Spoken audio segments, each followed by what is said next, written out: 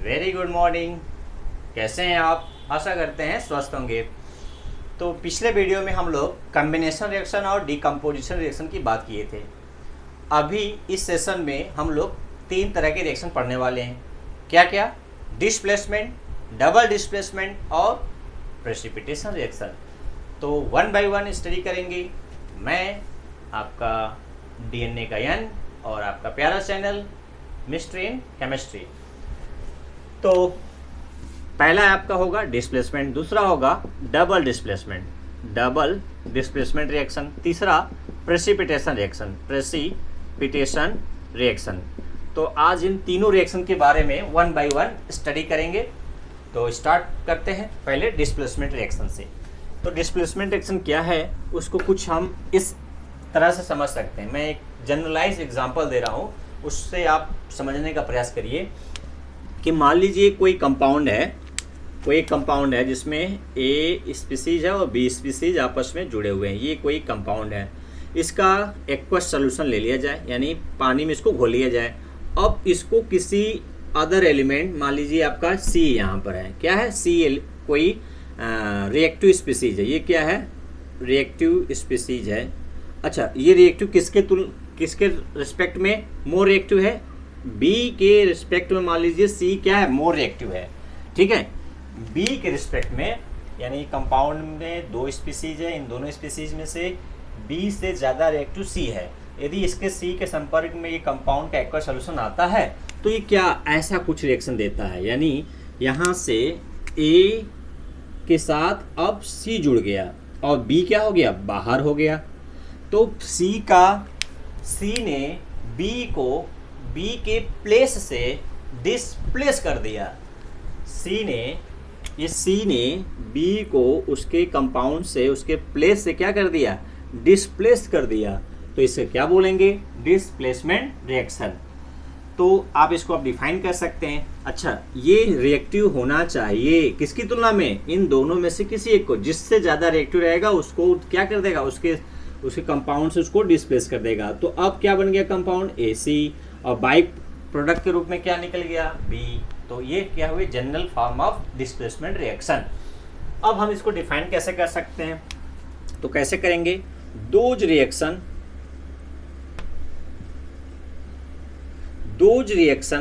in which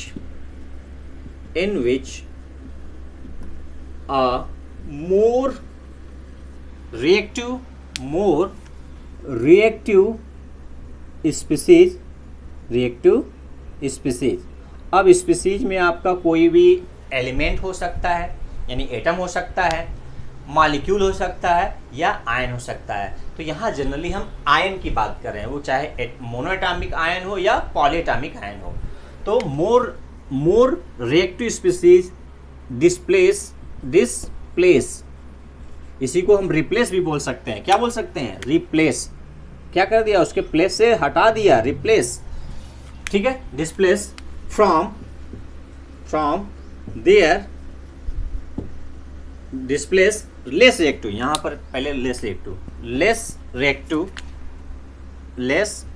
reactive species from their compound, उसके compound से उसको क्या कर दिया? डिस्प्लेस कर दिया, हटा दिया। कौन? More reactive species. किसको? लेस रिएक्टिव स्पीसीज को। कहाँ से?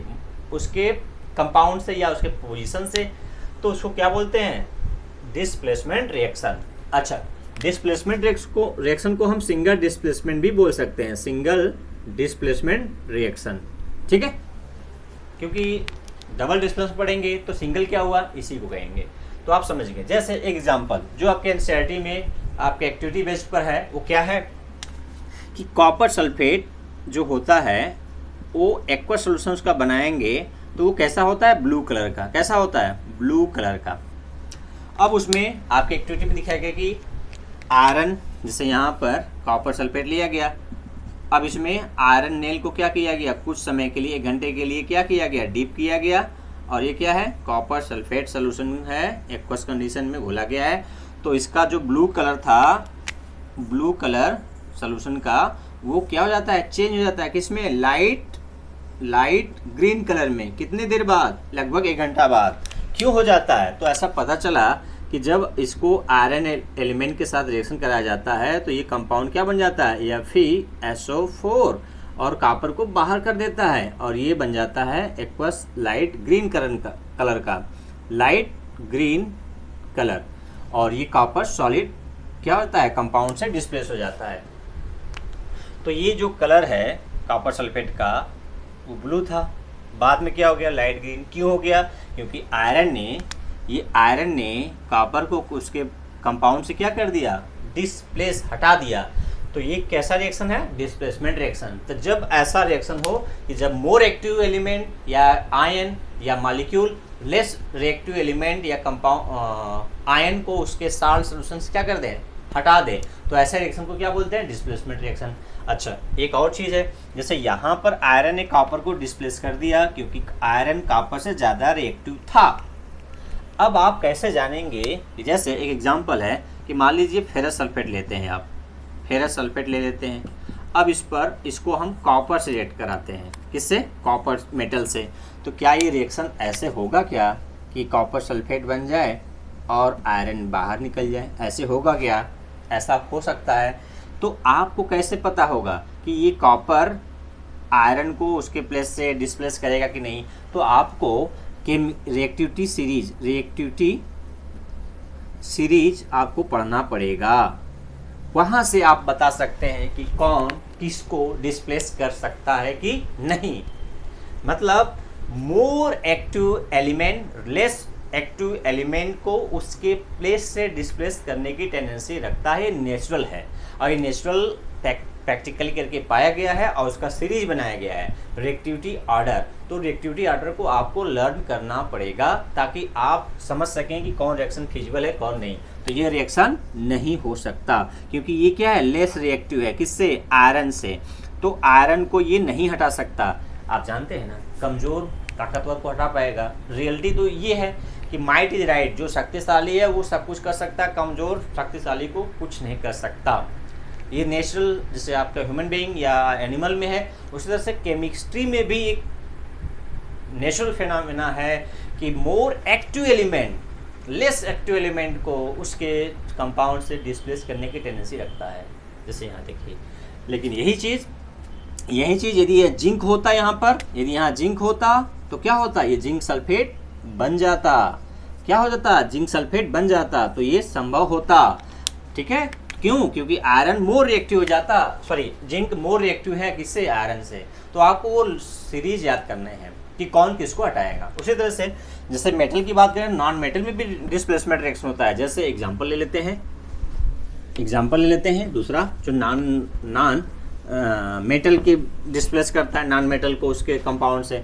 तो Ki क्या है, आपका कंपाउंड है आपका पोटेशियम आयोडाइड, एक्वा सोल्यूशन इसका लेते हैं और इसमें क्लोरीन गैस पास करते हैं तो आपको क्या मिलता है, KCl, पोटेशियम क्लोराइड एक्वस, और आयोडीन सॉलिड फॉर्म मिल जाता है। तो यहाँ पर क्या हुआ, क्लोरीन ने आयोडीन को पोटेशियम साल्ट से क्या कर दिया, हटा दिया। तो ये बैलेंस कर लीजिए, उसको बैलेंस हो गया। तो ये क्लोरीन क्या है, मोर रिएक्टिव हुआ किससे, आयोडीन की तुलना में। तो ये कंपाउंड फॉर्म हुआ, ठीक है। तो मुझे आशा है कि आपको डिस्प्लेसमेंट का क्लियर कंसेप्ट पता हो गया कि मोर रिएक्टिव एलिमेंट या स्पीसीज लेस रिएक्टिव स्पीसीज को उसके साल्ट से या उसके कंपाउंड से हटा देता है, डिस्प्लेस कर देता है, जिसे हम डिस्प्लेसमेंट रिएक्शन कहते हैं। आपको आइडेंटिफिकेशन सीखना है, आपको डिफिनेशन तो क्लियर हो गया। चलिए नेक्स्ट पढ़ते हैं, डबल डिस्प्लेसमेंट की बात करते हैं।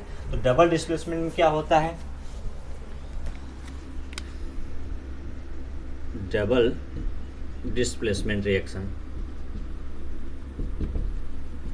इसमें क्या होता है, देखिए ये दो वर्ड आ गया, इसमें डबल आ गया। डबल का मतलब 2 बार डिस्प्लेसमेंट, यहाँ 2 बार का मतलब नहीं है, यहाँ 2 बार का मतलब सिर्फ इतना है। डबल का मतलब 2 आयन 2 कंपाउंड के बीच क्या होते हैं, एक्सचेंज हो जाते हैं।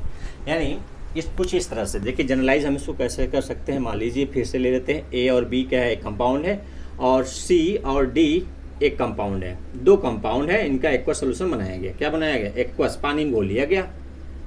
अब इनको रिएक्शन कराया गया। यदि ये दोनों आपस में कुछ ऐसे घुलने के बाद ऐसा बनाते हैं, A+ B-, और ये टूटकर पानी में जब घुल रहे हैं तो ये C+ और D- बना रहे हैं। ऐसा हम मान रहे हैं कि ऐसा हो रहा है। तो क्या होगा कि A यदि D के साथ जाए तो ये ज़्यादा स्टेबल हो, और B C के साथ जाए, इनका कॉम्बिनेशन हो, तो AB की तुलना में BC का कॉम्बिनेशन और CD की तुलना में AD का कॉम्बिनेशन ज़्यादा फेवर हो, ज़्यादा स्टेबल हो, तो वो बनेगा। तो क्या बन सकता है? A किसके साथ जा रहा है? D के साथ, एक ऐसा कंपाउंड, और B C के साथ जाएगा तो BC कंपाउंड बना। ठीक है, तो ये जो कंपाउंड बन रहा है ज़्यादा है, मतलब A का D के साथ कॉम्बिनेशन ज़्यादा फेवर करेगा रिस्पेक्ट टू AB का, तो ये कंपाउंड बन रहा है। तो यहाँ पर क्या हो रहा है? दो आयन जो बन रहे हैं वो म्यूचुअल एक्सचेंज हो रहे हैं। इसका कैटायन इसके एनायन से, इसका कैटायन इसके एनायन से क्या हो रहा है? कंबाइन करके नया प्रोडक्ट दे रहा है। तो इसमें क्या हो रहा है? उसमें एक स्पीसीज का ट्रांसफर हो रहा था, डिस्प्लेसमेंट हो रहा था, यहाँ पर दो स्पीसीज का क्या हो रहा है? डिस्प्लेसमेंट हो रहा है। तो हम ये कैसे डिफाइन कर सकते हैं? यानी इसी चीज़ को हमें डिफाइन करना है। द रिएक्शन इन विच, जिसमें टू स्पीसीज, ठीक है, टू स्पीसीज एक्सचेंज हो रहा है ना, exchange between to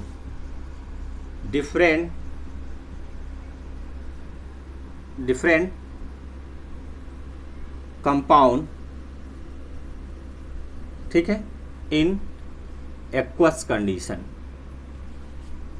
in aqueous state या कंडीशन। फिर से समझ लीजिए। The reaction in which two species exchange between two different compounds in aqueous condition known as double displacement reaction. देखिए, एक कंपाउंड, दो कंपाउंड, दूसरा कंपाउंड है, इन दोनों के आयन क्या हो रहे हैं? दो स्पीसीज क्या हो रहे हैं? एक्सचेंज हो रहे हैं। इसका B C के साथ, D A के साथ जा रहा है, और ये म्यूचुअल एक्सचेंज होकर नया प्रोडक्ट बना रहे हैं। तो ये क्या है? डबल डिस्प्लेसमेंट का जनरल एग्जांपल है। अब इसका हम एग्जांपल रियल वाला पढ़ लेते हैं। मान लीजिए आपके पास क्या है? NaOH है और HCl है, ठीक है। इसका एक्वस सोल्यूशन लेंगे, इसका एक्वस सोल्यूशन लेंगे, तो आपको प्रोडक्ट क्या मिलेगा? जाहिर सी बात है, बेस एसिड के साथ मिलेगा, साल्ट और वाटर बनेगा। आपको इसमें याद रखने की कोई ज़रूरत नहीं है, बहुत ही आसान एग्जांपल है। और वाटर बन रहा है लिक्विड स्टेट में। किस स्टेट में? लिक्विड स्टेट में। अब देखिए यहाँ पर क्या हो रहा है कि Na+ और OH-, इस यहाँ पर डिसोसिएट होकर क्या देगा? H+ और Cl-। तो मैंने क्या कहा कि इसका यदि प्लस इसके माइनस से और इसका माइनस इसके प्लस से मिले तो क्या बन रहा है? देखिए, NaCl और HOH H2O बन रहा है। तो ये ज़्यादा स्टेबल है, इसके साथ ये ज़्यादा स्टेबल है। तो ये क्या हो रहा? दो आयन क्या हो रहे हैं? म्यूचुअल एक्सचेंज हो रहे हैं। तो इसे क्या बोलते हैं? डबल डिस्प्लेसमेंट रिएक्शन, ठीक है। और एग्जांपल देख लेते हैं,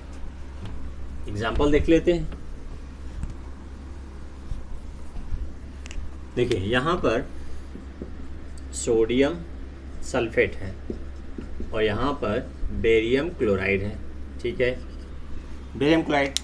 और बन क्या रहा है? देखिए यहाँ पर क्या बनेगा? 2Na+, यहाँ पर क्या बनेगा? SO4 2-। इसको आयनाइज करेंगे, एक्वस सोल्यूशन लेंगे। देखिए सबका एक्वस कंडीशन है। AQ का मतलब AQ लिखा जाता है, इसका मतलब क्या है? एक्वस, AQUEOUS, एक्वस मतलब पानी में किसी का विलयन यानी सोल्यूशन, किसी साल्ट को पानी डालेंगे तो उसका जो सोल्यूशन बनेगा वो एक्वस कहलाएगा, ठीक है, साल्ट को। तो अब ये बन गया यहाँ पर Ba2+, यहाँ पर 2Cl-। तो ये आपस में साथ था, ये आपस में साथ था, लेकिन मैंने कहा कि जब इसका कॉम्बिनेशन इसके साथ अच्छा हो, इसका इसके साथ दोस्ती अच्छा हो तो पास आ जाएंगे। तो क्या बनेगा? 2NaCl, ठीक है, और इसके साथ जाएगा BaSO4, ठीक है। अब देखिए चार्ज वाला बैलेंस करने आता है आपको कि एक माइनस था एक प्लस था तो साथ में आ गया, यहाँ 2- 2+ एक साथ आ गया। अभी जो बना है ये सॉलिड बना है, यहाँ पर ये एक्वस बना था और ये वाइट कलर का प्रेसिपिटेट बन रहा है। क्या मिल रहा है? White precipitate. और ये मिल रहा है एक्वस। तो यहाँ पर अभी हम प्रेसिपिटेट की बात अभी करते हैं, इसके ठीक तुरंत बात करेंगे। यहाँ देखिए, यहाँ पर इसका आयन इसके साथ इसके आयन से क्या हो रहा है, एक्सचेंज होकर नया कंपाउंड या नया प्रोडक्ट बना रहा है। तो इस तरह से आप देख रहे हैं कि दो आयन म्यूचुअल एक्सचेंज करके नया प्रोडक्ट बना रहे हैं। तो ऐसे रिएक्शन को हम क्या नाम देते हैं, डबल डिस्प्लेसमेंट रिएक्शन। तो और भी बहुत एग्जाम्पल हैं आपके एनसीईआरटी में, जैसे एक एग्जाम्पल और देख लेते हैं। आपका लेड एसीटेट क्या है, लेड एसीटेट CH3COH का एसीटेट है, lead acetate whole twice plus, यदि इसमें H2S गैस पास करें, क्या पास करें, H2S गैस, ये H2S गैस है, ये इसका एक्वस सोल्यूशन है, तो आपको क्या मिलेगा प्रोडक्ट। तो आप जोड़िए या इसको तोड़िए और इसको बताइए जोड़ का कॉम्बिनेशन। तो इसको डिसोसिएट होगा पानी में तो क्या मिलेगा, Pb2+ और एसीटेट आयन कितना 2 है 2, ठीक है। यहाँ पर H2S जब पानी में जाएगा गैस तो वो डिसोसिएट होगा कैसे, H+ आयन और सल्फाइड आयन, ये 2H+। अब क्या कर दीजिए, जोड़ दीजिए, Pb का किसके साथ, सल्फाइड के साथ, एसीटेट का किसके साथ, H के साथ। ये क्या क्या मिलेगा फिर, PbS लेड सल्फाइड कैसा होगा, ब्लैक कलर का सॉलिड है, ब्लैक PPT है, ब्लैक PPT लेड सल्फाइड। और क्या मिलेगा, एसीटेट आयन यानी acetic acid CH3COOH acetic acid, ठीक है, कितना 2 बैलेंस करने के लिए। तो ये क्या हो रहा है, डबल डिस्प्लेसमेंट है। उसी तरह से और भी एग्जांपल हैं आपके। चलिए अब पढ़ते हैं प्रेसिपिटेशन रिएक्शन। यानी आपको कंफ्यूजन होता है कि यहाँ सर प्रेसिपिटेट, यहाँ प्रेसिपिटेट, तो क्या है, प्रेसिपिटेशन रिएक्शन है। जी हाँ, ये डबल डिस्प्लेसमेंट के साथ प्रेसिपिटेशन रिएक्शन भी है। तो क्या डिफरेंस है, पहले प्रेसिपिटेशन रिएक्शन जान लीजिए, फिर डिफरेंस आप समझ जाएंगे। तो अगला है आपका प्रेसिपिटेशन रिएक्शन। प्रेसिपिटेशन रिएक्शन क्या होता है, देखते हैं। प्रेसिपिटेट का बनना, प्रेसिपिटेशन रिएक्शन। देखिए आपके एनसीईआरटी में 4 मेन टाइप का रिएक्शन है। कौन कौन से, combination, decomposition, displacement, double displacement. इसके अलावा precipitation reaction, neutralization reaction, redox reaction यानी रिडक्शन और ऑक्सीडेशन रिएक्शन। ये कुछ रिएक्शन है, उसके एग्जांपल आपको, यानी आपको 10th लेवल पर छांटने आना चाहिए कि जो हमारे लैब में या हमारे बॉडी में या आपके नेचर में जितने भी रिएक्शन होते हैं उनमें रिएक्शन में से आपको छांटने आ जाना चाहिए कि किस टाइप का रिएक्शन है। मेनली अभी मेजर पैमाने पर, बड़े पैमाने पर। चलिए, तो प्रेसिपिटेशन रिएक्शन क्या होता है। तो देखिए अभी मैंने एग्जांपल लिखा था, क्या लिखा था, BaCl2 और सोडियम सल्फेट का रिएक्शन लिखा था, जिसमें क्या बना था, बेरियम सल्फेट बना था जो वाइट कलर का था, वाइट प्रेसिपिटेट बनता है, वाइट प्रेसिपिटेट बनता है, और 2NaCl सोडियम क्लोराइड क्या मिला था, एक्वस कंडीशन में मिलेगा, ठीक है ऐसा।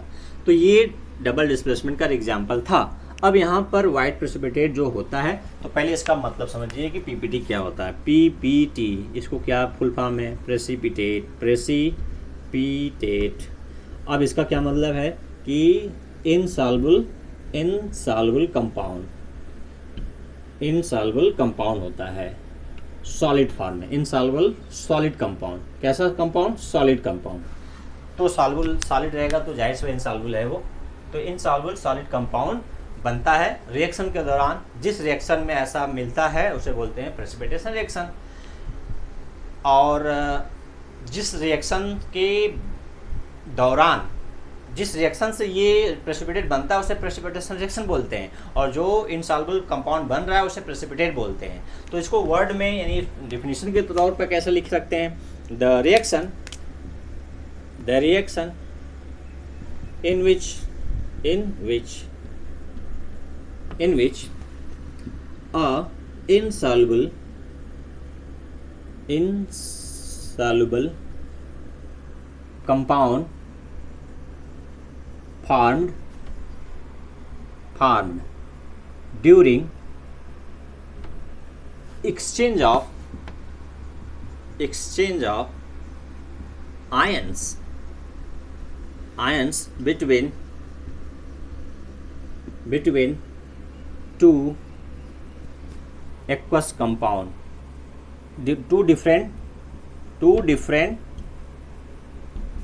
Aqueous compound. जनरली वाटर में होता है, ठीक है, एक्वस कंपाउंड।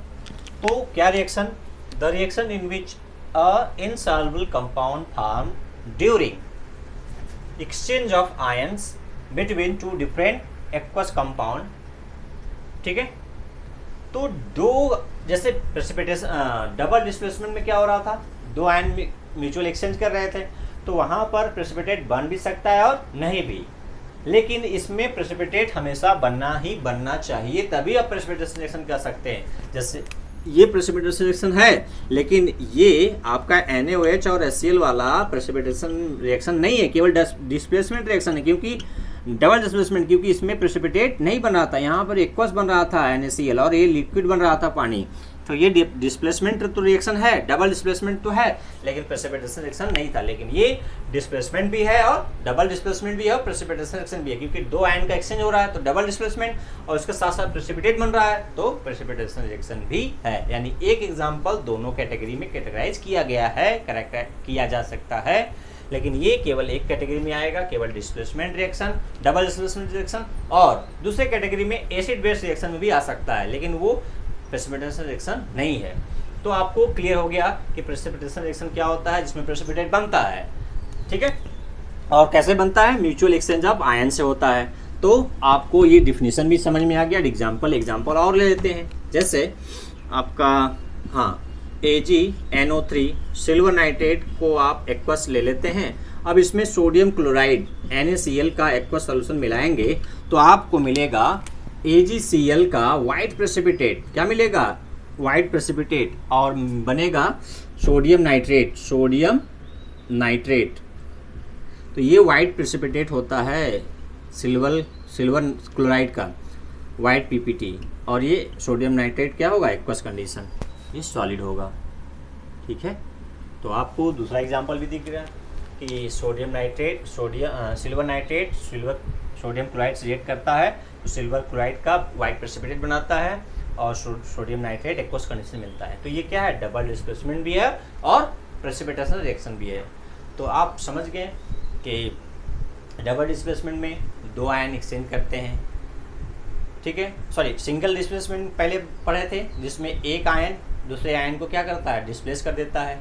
डबल में दो आयन म्यूचुअल एक्सचेंज होते हैं। प्रेसिपिटेशन में दो आयन म्यूचुअल एक्सचेंज होते हैं, उसके साथ साथ जो नया प्रोडक्ट बनता है उसमें से एक क्या होगा, इनसॉल्युबल कंपाउंड होगा, यानी इसको प्रेसिपिटेट करते हैं।